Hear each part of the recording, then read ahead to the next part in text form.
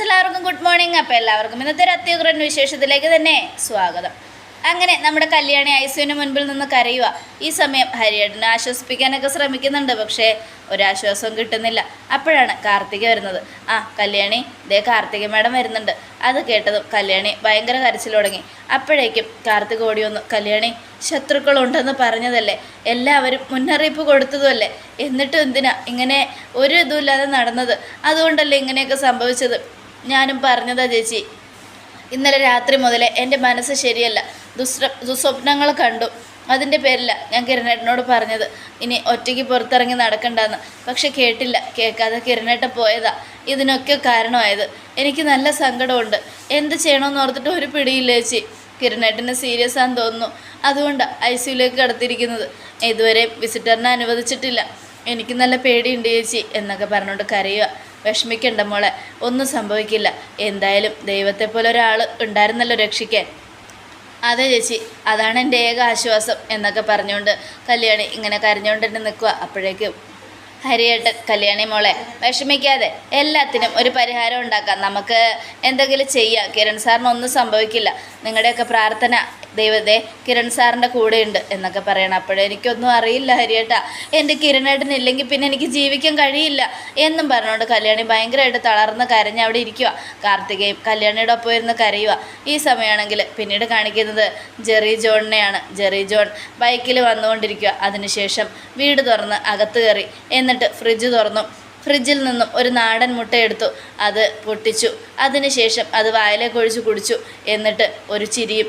അതിനുശേഷം Jerry John, പുതിയ പേര് കൊള്ളാം എന്നും പറഞ്ഞ് അവിടെ പോയിരുന്നു. അതിനുശേഷം ലാപ്ടോപ്പ് തുറന്ന് കാർത്തികയെയും ലക്ഷ്മിയുടെയും ഫോട്ടോ നോക്കി. എന്നിട്ട്, എടീ, നിൻ്റെ രക്ഷകനെ ഞാൻ കണ്ടു, കാണേണ്ട രീതിയിൽ തന്നെ. അവനിപ്പോൾ ഹോസ്പിറ്റലിലാണ്, ശക്തിയെല്ലാം നഷ്ടപ്പെട്ട് ഹോസ്പിറ്റലിൽ. അവനിനി എഴുന്നേറ്റ് വരാൻ പറ്റുമെന്ന് പോലും അറിയില്ലടി. അതുപോലൊരവസ്ഥയിലാക്കിയിട്ട് അവനെ കിടത്തിയിട്ടുണ്ട് എന്നും ആലോചിച്ചുകൊണ്ട് അവിടെ നടന്ന കാര്യങ്ങളൊക്കെ ആലോചിച്ചുകൊണ്ട് നിൽക്കുവാണ്. ഈ സമയമാണ് വന്ന ഗുണ്ടകളെല്ലാം മുരുകൻ്റെ ആൾക്കാർ. അതിനുശേഷം മുരുകൻ്റെ ആൾക്കാർ വന്ന് ഇതാക്കുകയാണ്. മുരുകൻ്റെ ആൾക്കാരൊന്ന് കിരണിനെ ആക്രമിക്കുകയാണ്. ഈ സമയത്താണ് ജെറി ജോണിൻ്റെ വരവ്. മുരുകൻ്റെ ആൾക്കാരിൽ നിന്നും കിരണിനെ അതിസാഹസികമായി രക്ഷിച്ചു. അതിനുശേഷം ജെറി ജോൺ കിരൺ കാറിൽ കയറാൻ പോകുന്ന സമയത്ത് തൻ്റെ ഒരു ഗുണ്ടയോട്, അതായത് തൻ്റെ കൂടെയുള്ളവനോട് കിരണിനെ അടിക്കാനായിട്ട് കണ്ണുകൊണ്ട് ഇങ്ങനെ ആക്ഷൻ കാണിച്ചതും അപ്പോൾ അയാൾ ഡണ്ണെന്ന് കാണിച്ചതും അതിനുശേഷം പുറകെ കൂടെ പോയി കിരണിൻ്റെ തലയ്ക്ക് അടിച്ചതും ഒക്കെ ഓർക്കുക. എല്ലാം ഞാൻ. അവന് ഘാതകനായതും അവന് രക്ഷകനായതും ഞാൻ തന്നെ. ഈ ജെറി ജോണിനെ കുറിച്ച് അറിയില്ല. ഈ ജെറി ജോണിൻ്റെ മറ്റൊരു മുഖം അവനറിയില്ല. എടി കാർത്തികേ, നീയും നിൻ്റെ അമ്മയും മര്യാദയ്ക്ക് ജീവിച്ച നിൻ്റെ രക്ഷകർക്ക് പോലും നന്നായിട്ട് ജീവിക്കാം. അതല്ല, എന്നോട് ഉടായ്പ് കാണിക്കാനാണ് നിൻ്റെയൊക്കെ ഉദ്ദേശമെങ്കിൽ ഈ ജെറി ജോണിൻ്റെ മറ്റൊരു പേരും മറ്റൊരു മുഖവും ഞാൻ പുറത്തു കൊണ്ടുവരും. പിന്നെ നിനക്കൊന്നും സമാധാനത്തോടെ ഈ നാട്ടിൽ ജീവിക്കാൻ കഴിയില്ല, മനസ്സിലായോടി എന്നൊക്കെ പറഞ്ഞുകൊണ്ട് അങ്ങനെ ഇരിക്കണം ഒറ്റയ്ക്ക് സംസാരിച്ചുകൊണ്ട്. ഈ സമയം പിന്നീട് പ്രകാശിനെയും രാഹുലിനെയാണ് കാണിക്കുന്നത്. എടാ രാഹുലെ, ഇത്ര നേരമായിട്ടും വിവരമൊന്നുമില്ലല്ലോടാ. ആ മുരുകൻ അവനെ കൊന്നില്ലേ? എനിക്കറിയില്ല പ്രകാശ. അവനാണെങ്കിൽ ഫോൺ വിളിക്കുന്നുമില്ല. ഫോൺ വിളിച്ചാൽ എന്തെങ്കിലും ഒരു വിവരം അറിയായിരുന്നു. ഇനി അങ്ങോട്ട് വിളിച്ചാൽ പ്രശ്നമാവില്ലോ എന്ന് കരുതിയിട്ട് ഞാനും വിളിക്കാതിരിക്കുന്നത് എന്നൊക്കെ പറഞ്ഞുകൊണ്ട് ഇങ്ങനെ ഇരിക്കുക. ഈ സമയം ഗേറ്റ് തുറന്ന് ആര വരിക, നീ ഇവിടെ ഇരിക്കുക, ഞാൻ നോക്കാം എന്നും പറഞ്ഞ് പ്രകാശൻ പുറത്തേക്ക് നോക്കിയപ്പോൾ അത് വിക്രമായിരുന്നു. പേടിക്കണ്ട, വാടാ എൻ്റെ മോനാ. അത് കേട്ടത് രാഹുൽ പുറത്തേക്ക് വന്നു. എന്തായി മക്കളെ, എന്തായി കാര്യങ്ങളൊക്കെ നടന്നുവച്ചാ? നമ്മൾ വിചാരിച്ച പോലെ കാര്യങ്ങൾ നടന്നു. അവനെ ഇപ്പോൾ സീരിയസ് ആയിട്ട് ഹോസ്പിറ്റലിലാണ്, ICUലാണ്. അവൻ ചത്തിട്ടില്ല, പക്ഷേ ICUലാണ് കിടക്കുന്നത്. അത് കേട്ടതും ചാകാത്തത് വലിയൊരു നഷ്ടം തന്നെയാടാ. എന്തായാലും ഇനിയിപ്പോൾ എന്തു ചെയ്യും? അറിയില്ല. ആ മുരുകനെ ഒന്ന് വിളിച്ചു നോക്ക് രാഹുലെ, എന്താ സംഭവിച്ചതെന്നറിയാമല്ലോ. അത് വേണ്ടടാ, അത് ശരിയാവില്ല. അങ്ങനെ വിളിച്ചാൽ കള്ളങ്ങൾ പൊളിയും. അതുകൊണ്ട് ഞാൻ മുരുകനെ വിളിച്ചാൽ ചിലപ്പോൾ അവനെ പോലീസ് എങ്ങാനും പിടിച്ചിട്ടുണ്ടെങ്കിൽ ഞാനാണ് പ്രതിയെന്ന് അവർക്ക് മനസ്സിലാവില്ലേ. അതുകൊണ്ട് അത് വേണ്ട എന്നൊക്കെ പറയുകയാണ്. എടാ വിക്രമേ, ഇടയ്ക്കിടയ്ക്ക് പോയി ആ കിരണിൻ്റെ കാര്യങ്ങൾ അന്വേഷിച്ചിട്ട് വരണം. സീരിയസ് ആണെങ്കിലും അവർക്ക് കാശ് ഇഷ്ടം പോലെയുണ്ട്. ഏത് രീതിയിലും ചികിത്സിച്ച് പുറത്തേക്ക് കൊണ്ടുവരും ജീവിതം അവനെ ആശുപത്രിയിൽ നിന്നും. അതിന് നമ്മൾ സമ്മതിക്കരുത്. അവൻ അപകട നിലയിൽ തന്നെ തുടരണം. അവൻ മരിക്കണം. അതാണ് എൻ്റെ ആഗ്രഹം. ഇനി തലയ്ക്ക് ബലമായി അടിയേറ്റതുകൊണ്ട് അവൻ ഓർമ്മശക്തിയല്ലോ നഷ്ടപ്പെടുമെന്ന് എനിക്കൊരു സംശയമുണ്ട് അങ്കിളെ. അത് കേട്ടതും അങ്ങനെ നഷ്ടപ്പെട്ട സന്തോഷമായി, എല്ലാവരെയും മറന്നുപോട്ടെ, പ്രത്യേകിച്ച് ആ കല്യാണിയെ എന്നൊക്കെ രാഹുൽ പറയുക. എടാ രാഹുലേ, എനിക്കൊന്ന് ഹോസ്പിറ്റലിൽ പോകണം, എന്നിട്ട് അവിടെ ചെന്ന് അവൻ ചെല്ല്, ഹോസ്പിറ്റലിലേക്ക് ചെല്ല്, എന്നിട്ട് അവിടെയുള്ളവരുടെ വായിലിരിക്കുന്നൊക്കെ കേക്ക്. ആ ചന്ദ്രസേനൻ അവിടെ ഉണ്ടാവും, അവൻ്റെ തല്ലും കൊണ്ടോ എന്നും പ്രകാശനോട് രാഹുൽ പറയുക. ഇത് കേട്ടതും എന്തൊക്കെ സംഭവിച്ചാലും എനിക്കൊന്നും അവനെ കണ്ടേ പറ്റൂടെ രാഹുലെ എന്നൊക്കെ പറഞ്ഞുകൊണ്ട് പ്രകാശൻ ഇങ്ങനെ നിൽക്കുക. ഈ സമയം കിരണിനെയാണ് കാണിക്കുന്നത്. കിരണിൻ്റെ കിടപ്പ് കണ്ടിട്ട് കല്യാണിക്ക് സഹിക്കുന്നില്ല. അകത്ത് കയറി കല്യാണി കുറേ കരയോ. എൻ്റെ ഈശ്വര, എൻ്റെ കിരണേട്ടൻ്റെ കിടപ്പ് കണ്ടു ചേച്ചി, അപകടം നല്ല തരണം ചെയ്ത് കാണുമല്ലോ ചേച്ചി, അതുകൊണ്ടല്ലേ ഡോക്ടർ വിസിറ്റർ അനുവദിച്ചത് അല്ലേ ചേച്ചി എന്നൊക്കെ പറഞ്ഞുകൊണ്ട് ചോദിക്കുക. പക്ഷേ കാർത്തിക്ക് ആശ്വാസവാക്കുകൾ പറയാനോ മറുപടി കൊടുക്കാനോ കഴിയുന്നില്ല. എന്തർത്ഥത്തിൽ ആശ്വാസവാക്കുകൾ പറയുന്നത്, എന്തർത്ഥത്തിലാണ് മറുപടി കൊടുക്കുന്നത്, ഒരു പിടിയും കിട്ടാതെ കാർത്തികയും കരഞ്ഞുകൊണ്ട് തന്നെ നിൽക്കുക. എൻ്റെ ഈശ്വര, എൻ്റെ ഈ കിരണേട്ടൻ്റെ കിടപ്പ് കാണുമ്പോൾ എനിക്ക് സഹിക്കാൻ പറ്റുന്നില്ലല്ലോ ദൈവമേ, എൻ്റെ കിരണേട്ടന് ഒരാപത്ത് സംഭവിക്കരുത്, എൻ്റെ കിരണേട്ടനെ കാത്തോളണേ എന്നൊക്കെ പറഞ്ഞുകൊണ്ട് ഇങ്ങനെ പ്രാർത്ഥിച്ചുകൊണ്ട് മുട്ടിപ്പായിട്ട് കരയുക. കിരണിനെ കുലുക്കി വിളിച്ചു, കെട്ടിപ്പിടിച്ചു, പൊട്ടിക്കരഞ്ഞു, കുറേ വിളിച്ചു, ഒരു രക്ഷയുമില്ല. കിരൺ കണ്ണു തുറക്കുന്നോ കൈകൾ അനക്കുന്നോ ഒന്നുമില്ല. പേടിയാവുന്നു ചേച്ചി, എൻ്റെ കിരണേട്ടൻ എന്താ ഇങ്ങനെ കിടക്കുന്നേ, വിളിക്ക് ചേച്ചി, വിളിക്ക് ചേച്ചി എന്നും പറഞ്ഞുകൊണ്ട് കല്യാണി ഭയങ്കരമായിട്ട് കരയുക. ഈ സമയം കല്യാണിയെ ഡോക്ടർ വിളിക്കണം. അപ്പോൾ കല്യാണി ഡോക്ടറിൻ്റെ അടുത്തേക്ക് ചെല്ലുക. എന്താ ഡോക്ടറെ, എന്താ കാര്യങ്ങൾ, എൻ്റെ കിരണേട്ടന് എന്തെങ്കിലും കുഴപ്പമുണ്ടോ? അത് പിന്നെ കല്യാണി, അയാൾ അപകടനില തരണം ചെയ്തു. കാരണം ഗുണ്ടകളുടെ ഉദ്ദേശം അയാളെ കൊല്ലുക എന്നുള്ളതായിരുന്നു. ഡോക്ടറെ, എൻ്റെ കിരണേട്ടന് ഒരാപത്ത് സംഭവിക്കരുത്. ഡോക്ടറിന് അറിയാമല്ലോ, ഞാൻ ഇന്ന് ഈ നിലയിൽ എത്തി നിൽക്കുന്നതും ഞാൻ ഇന്ന് ഡോക്ടറിൻ്റെ മുൻപിലിരുന്ന് സംസാരിക്കുന്നതും എൻ്റെ കിരണേട്ടൻ കാരണം. അങ്ങനെയുള്ള എൻ്റെ കിരണേട്ടന് ഒരാപത്ത് സംഭവിക്കരുത് ഡോക്ടറെ, എൻ്റെ ജീവൻ കൊടുത്തും എൻ്റെ കിരണേട്ടനെ രക്ഷിച്ചേ മതിയാകൂ എന്നും കല്യാണി. അത് കേട്ടതും അതൊക്കെ ഞങ്ങൾക്കറിയാം, ഇപ്പം അയാളുടെ ജീവന് ഒരു ഭീഷണിയുമില്ല, പേടിയുമില്ല, ധൈര്യമായിട്ടിരിക്കേ. പക്ഷേ തലയ്ക്ക് നന്നായിട്ട് അടിയേറ്റിട്ടുണ്ട്. ഗുണ്ടകളുടെ ലക്ഷ്യം പോലെ അയാൾ ചത്തില്ല. എന്നാൽ അയാൾക്ക് എന്താ ഡോക്ടറെ, എന്തെങ്കിലും കുഴപ്പമുണ്ടോ? കുഴപ്പമുണ്ട് കല്യാണി, അയാൾക്ക് ഓർമ്മശക്തി നഷ്ടപ്പെട്ടു. അത് കേട്ടതും കല്യാണി ഞെട്ടി. എന്താ പറഞ്ഞേ? അതേ കല്യാണി, അയാൾക്കിപ്പോൾ ആരെയും തിരിച്ചറിയാൻ കഴിയുന്നില്ല. അതുകൊണ്ട് തന്നെ എന്തായാലും ഞങ്ങൾക്ക് എന്ത് പറയണമെന്ന് അറിയില്ല കല്യാണി, തന്നെ ഒന്ന് ആശ്വസിപ്പിക്കാൻ പോലും എനിക്ക് വാക്കുകളില്ല. ഈശ്വര, എൻ്റെ കിരണേട്ടനെ ഇങ്ങനൊരു അവസ്ഥയെ കാണാൻ എനിക്ക് വയ്യ ഡോക്ടറെ. എൻ്റെ കിരണേട്ടനെ എന്നെ മനസ്സിലാവുക പോലും ഇല്ലേ. അപ്പോൾ ഞാൻ അടുത്തേക്ക് ചെന്നാൽ അത് ഞങ്ങൾക്ക് അറിയില്ല കല്യാണി. ഇതുപോലുള്ള പല കേസുകളും ഇവിടെ വന്നിട്ടുണ്ട്. തലയ്ക്ക് നന്നായിട്ട് ക്ഷതമായിട്ട് അടിയേറ്റതുകൊണ്ട് ശക്തിയായിട്ട് അടിയേറ്റതുകൊണ്ട് എന്തൊക്കെയായാലും ഓർമ്മശക്തി നഷ്ടപ്പെട്ടവരൊന്നും ഓർമ്മ തിരിച്ചു കിട്ടിയവരുമുണ്ട്, ഓർമ്മ തിരിച്ചു കിട്ടാത്തവരുമുണ്ട്, ജീവിതകാലം മുഴുവനും ഓർമ്മ നഷ്ടപ്പെട്ടിരിക്കുന്നവരുമുണ്ട്. ഓർമ്മയില്ലാതെ കിടക്കുന്ന എൻ്റെ കിരണേട്ടനെ കണ്ടിട്ട് എന്താ ഡോക്ടറെ കാര്യം എന്നും പറഞ്ഞുകൊണ്ട് കല്യാണി ചോദിക്കുക. കല്യാണി, ചിലപ്പോൾ ഏറ്റവും കൂടുതൽ ജീവിതത്തിൽ സ്നേഹിച്ചവരെ കണ്ട ഇതുപോലെ ശക്തി നഷ്ടപ്പെട്ടവർക്ക് ഓർമ്മ തിരിച്ചു കിട്ടാം. അതുകൊണ്ടാണ് ഞാൻ കല്യാണിയോട് പറഞ്ഞത് കല്യാണി പോയെന്ന് നോക്കാൻ. അങ്ങനെ പോയി കല്യാണി നോക്കിക്കഴിയുമ്പോൾ ചിലപ്പോൾ അദ്ദേഹത്തിന് ഓർമ്മശക്തി തിരിച്ചു കിട്ടിയാലോ, കല്യാണിയെ മനസ്സിലായാലോ. ഇതും ഒരു ട്രീറ്റ്മെൻറ്റ് തന്നെയാണ് കല്യാണി. ഇല്ല ഡോക്ടറെ, എനിക്ക് പറ്റില്ല, ഓർമ്മശക്തി ഇല്ലാതെ കിടക്കുന്ന എൻ്റെ കിരണേട്ടനെ കാണാൻ എനിക്ക് വയ്യ എന്നും കല്യാണി കരഞ്ഞുകൊണ്ട് പറയുക. കല്യാണി, അങ്ങനെ പറയരുത്. കല്യാണിയെ കിരൺ എന്ത് വില കൊടുത്തും ജീവിതത്തിലേക്ക് തിരിച്ചു കൊണ്ടുവന്നില്ലേ, അതുപോലെ കല്യാണിയെ ശ്രമിക്കണം. ചെല്ല്, കിരണിൻ്റെ അടുത്തേക്ക് ചെല്ല് എന്നും ഡോക്ടർ പറയുക. അത് കേട്ടതും നമ്മുടെ കല്യാണി കരഞ്ഞ് നിലവിളിച്ചുകൊണ്ട് കിരണിൻ്റെ അടുത്തേക്ക് പോവുക. കിരണേട്ട, എൻ്റെ കിരണേട്ട, അയ്യോ ഞാൻ എന്ത് പറയും, എൻ്റെ കിരണേട്ടനോട് എങ്ങനെ സംസാരിക്കും? ഞാൻ അടുത്തേക്ക് ചെല്ലുമ്പോൾ ആരാണെന്ന് അറിയില്ല എന്നും പറഞ്ഞ് എൻ്റെ കിരണേട്ടൻ എന്നെ തള്ളി മാറ്റിയ എനിക്കതെങ്ങനെ സഹിക്കാൻ കഴിയും എന്നും പറഞ്ഞുകൊണ്ട് പൊട്ടിക്കരഞ്ഞ് കിരണിനെ കെട്ടിപ്പിടിച്ച് പൊട്ടിക്കരഞ്ഞുകൊണ്ട് നിൽക്കുക കല്യാണി. അതിനുശേഷം കിരണിൻ്റെ നെഞ്ചത്ത് കുറേ നേരം ചാഞ്ഞു കിടന്നു. എന്നിട്ടും വിളിച്ചു, ഒരു രക്ഷയുമില്ല. കിരണൊന്നും എഴുന്നേൽക്കുന്ന പോലുമില്ല.